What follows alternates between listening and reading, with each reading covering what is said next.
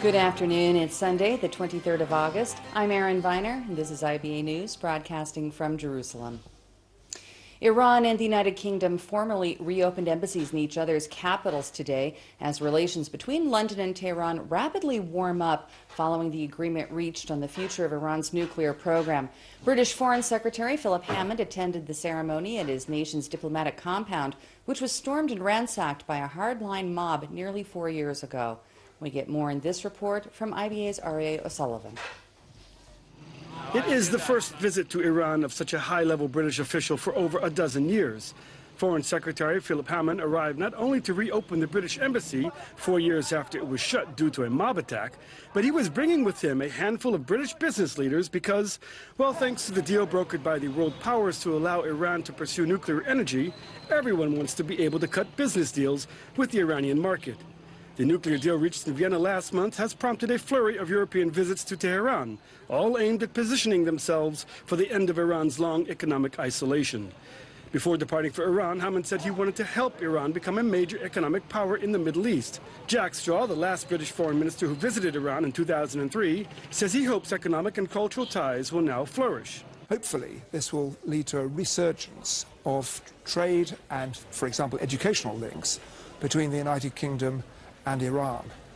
The Iranians are really fond of Britain and want as much contact as they can have with us. These sentiments are vastly diametric to those sounded by British leaders 4 years ago when a mob ransacked the British embassy, torched cars, stole electronic equipment, and even tore up a portrait of the British monarchs.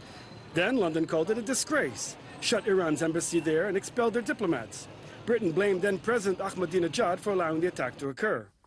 We hold the Iranian government responsible for its failure to take adequate measures to protect our embassy as it is required to do.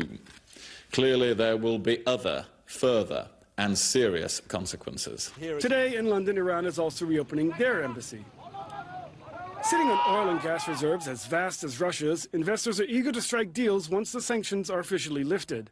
All this is under a suspicious eye in Jerusalem, which fears it'll mean more Iranian funding for its proxies like Hezbollah and the Islamic Jihad.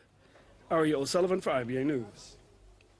Joining me now in the studio to discuss the reopening of the British Embassy is former Jerusalem Post editor-in-chief Jeff Barak. Hi, Jeff. Thanks for coming in this afternoon. Good evening. Now, do you think the U.S. Congress is still debating this deal, basically, while we've got the United Kingdom already reopening the embassy and sending the foreign secretary? Is this not premature? Well, I think the British are looking at what's happening vis-a-vis their other European counterparts vis-a-vis Iran. They're seeing that the French foreign minister has already paid a visit to Tehran. They're seeing that the German economy minister has been there. The Italians are there. And they're looking for the era that once the sanctions are lifted, a lot of business is going to be done. London, let's not forget, is one of the financial capitals of the world. There's lots of financial services that the UK will be wanting to sell Iranian businessmen. Do you think it's at all possible that the Obama administration is going to quickly follow suit and reopen the American embassy in Tehran, or wait until after Congress votes on the Iranian nuclear deal in September? I think that would be a move too soon for the Americans. I think, first of all, President Obama, first of all, has to get the sanctions lifted. He has to get the approval of Congress, or he might have to veto. I think that's what he's concentrating on now, rather than diplomatic relations. Now, as you point out, other Western countries have already rushed in to deepen economic ties with Iran. Do you think it really even matters? There will be any kind of an effect on what the American Congress does?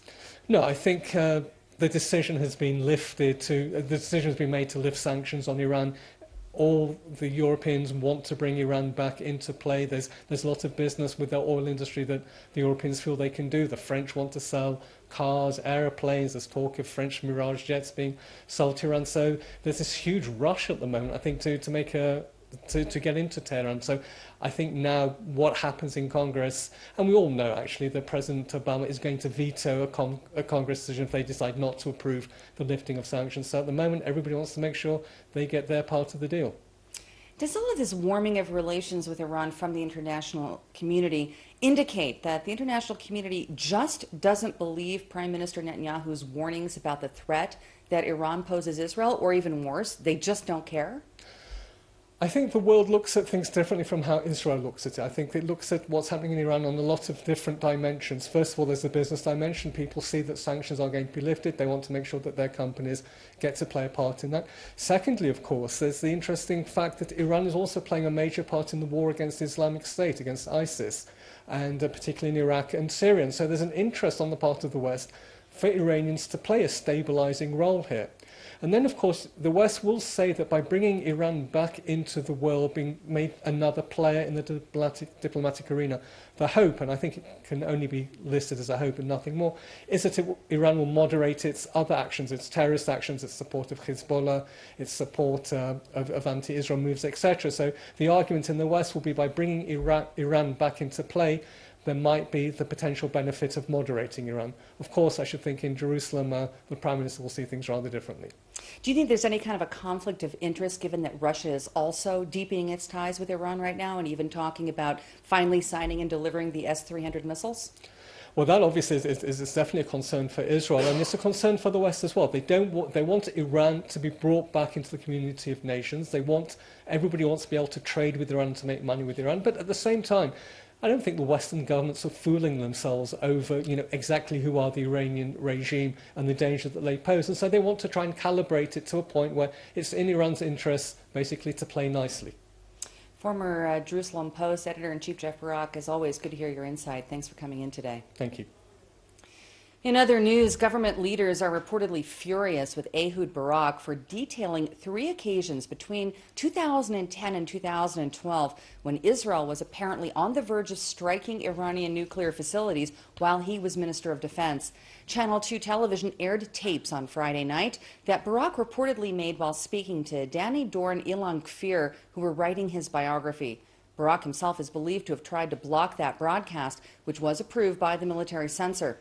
Prime Minister Benjamin Netanyahu is said to be outraged, and other senior political and security officials are indicating that Barak's version of the events is not accurate.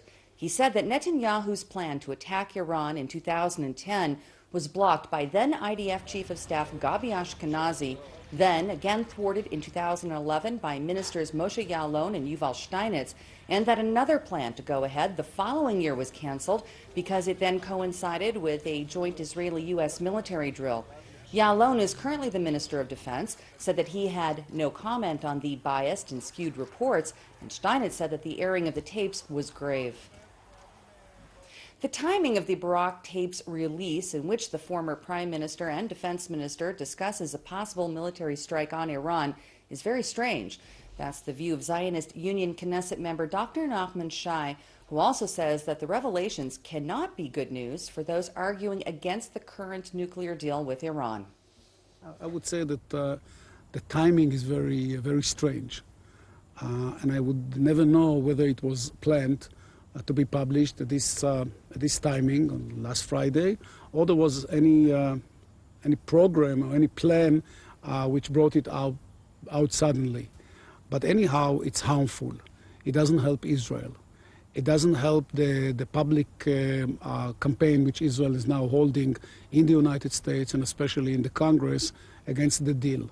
Because just raising the military option means that once all the negotiations fails and the deal has gone through, then Israel maybe will use this option which is not realistic at this stage.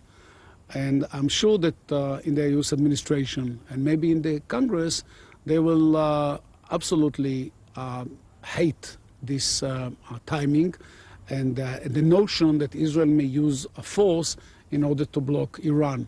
It's absolutely clear that the international community, led by the 5+1, decided that the Iran deal is going to be concluded and implemented.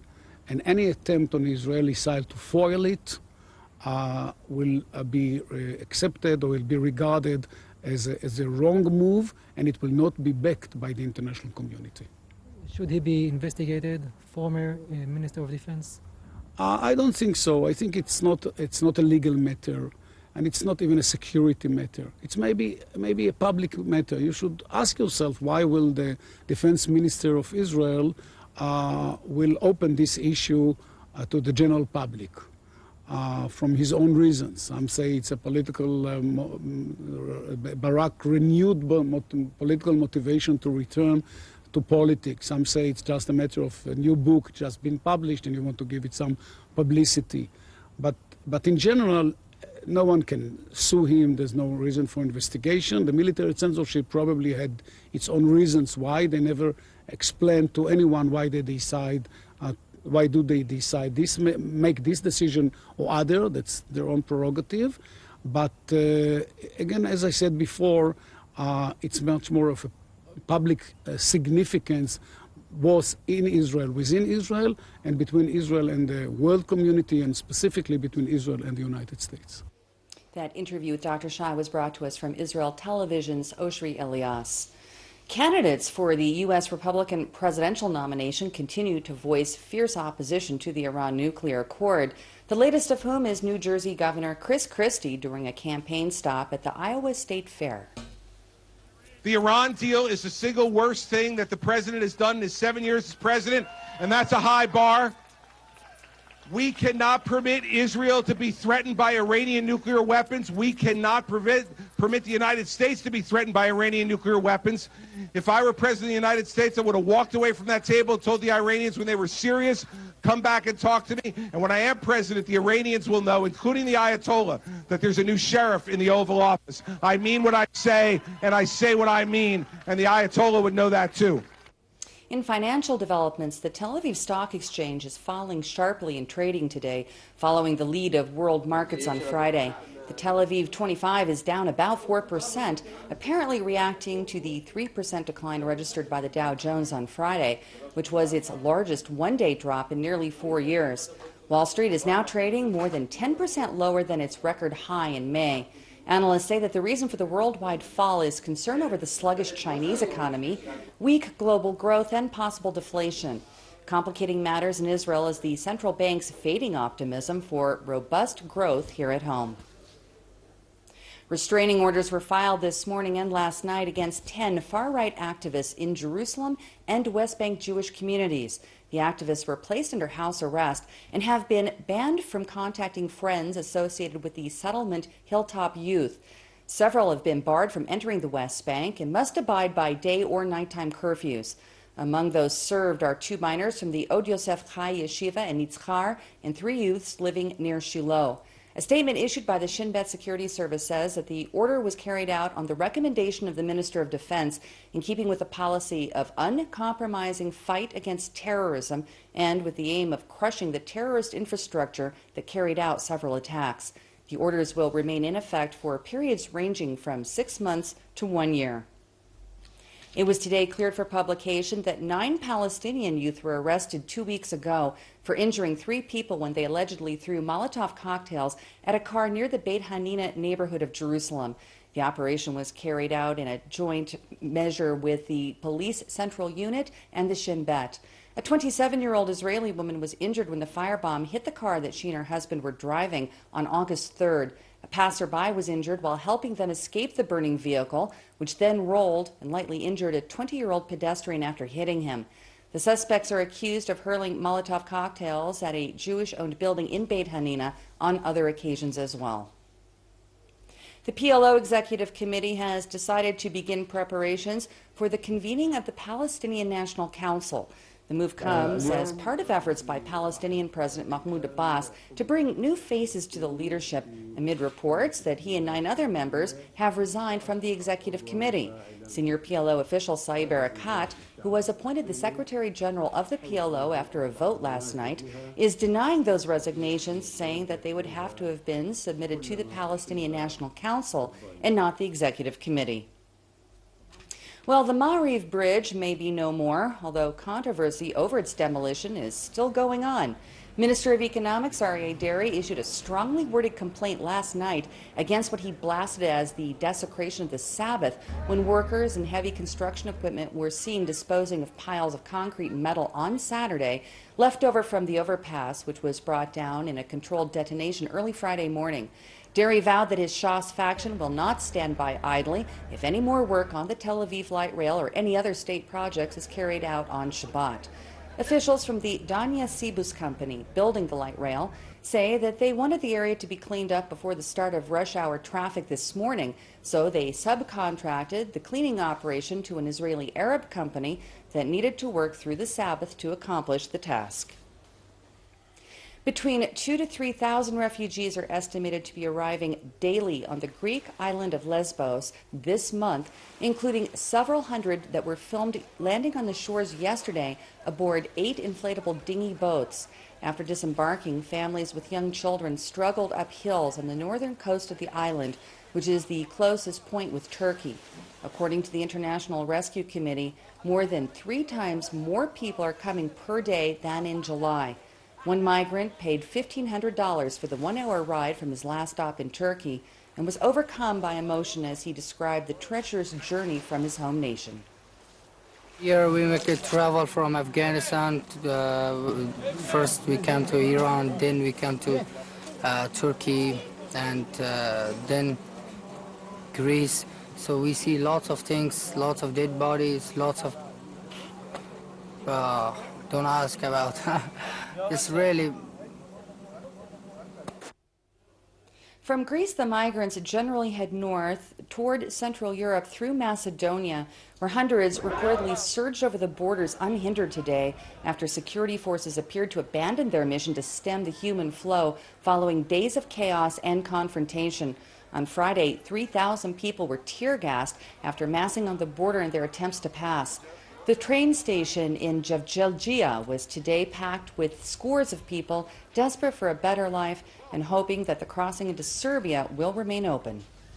I feel better, you know, coming from a war country, and now I hope to live a good life and in a safe place. So I hope everything gets better. Let's see what happens.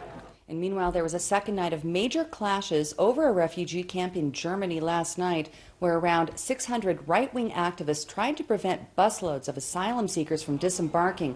At least 31 police officers were hurt in the violence as protesters hurled rocks, bottles, and firecrackers in the eastern town of Heidenau while shouting, "We are the people," which is a phrase that was commonly used in protests before the toppling of East Germany.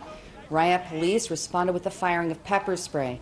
Germany is also struggling to cope with the mass influx of refugees that is expected to quadruple this year to 800,000 people, including many from Syria and Iraq.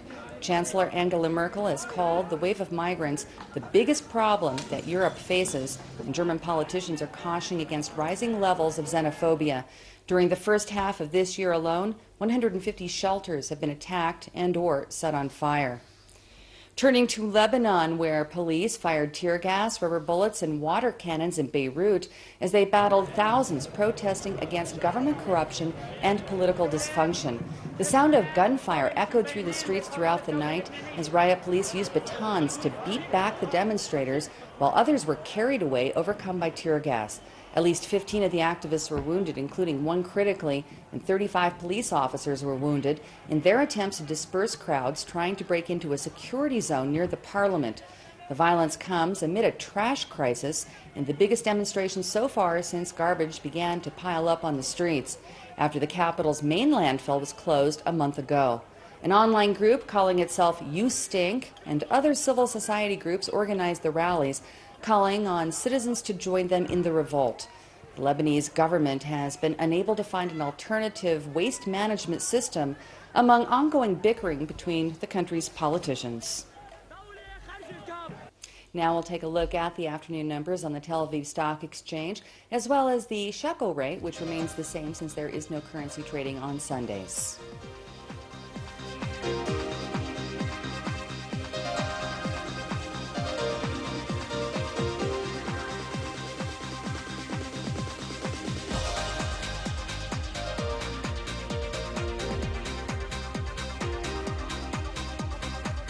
Turning to the forecast, the IBA weather team says that we're starting the week off right, with fair to partly cloudy skies and a slight drop in temperatures expected tomorrow. Here's the forecast to home and abroad over the next 24 hours.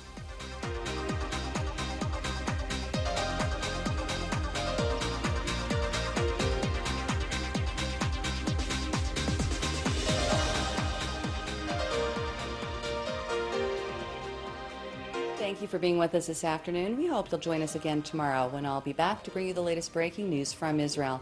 We now leave you with more of Matisyahu's performance at the Rototom Sunsplash Festival in Spain. I'm Erin Viner, wishing you a great evening and shalom from Jerusalem. 3,000 years, no place to be. Them one non-stop give up on milk and honey. You see, it's not about the land or the sea, not a country but the dwelling of His Majesty. Jerusalem, if I forget you, fire not gun confirmation. Jerusalem, if I forget you, let my right hand forget what you're supposed to do. Jerusalem, if I forget you, fire not gun confirmation. Jerusalem.